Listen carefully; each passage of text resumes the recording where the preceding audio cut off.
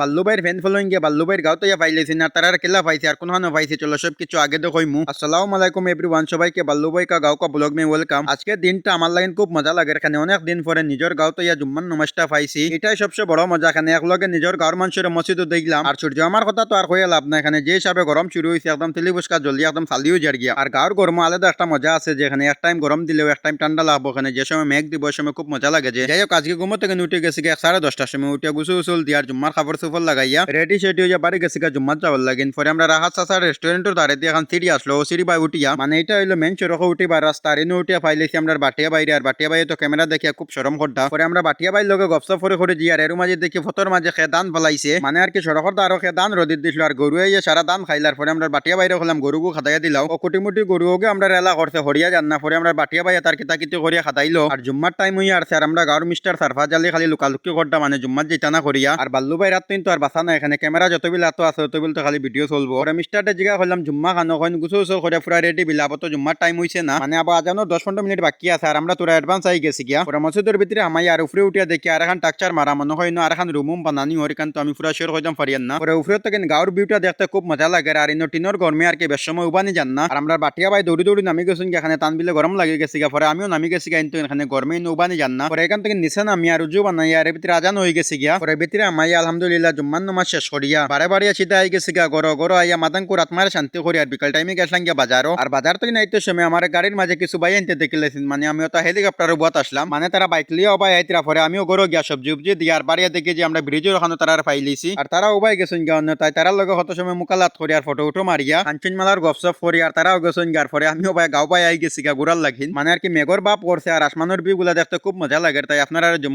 করে দেখাই আর বাড়িছিলাম আর কেউ ভাই গাঁও বা যাওয়ার লাগিন। পরে মেঘ আই গেছি গা, পরে আদা মাঝখান থেকে দৌড়ি দৌড়ি আই গেছি গিয়া।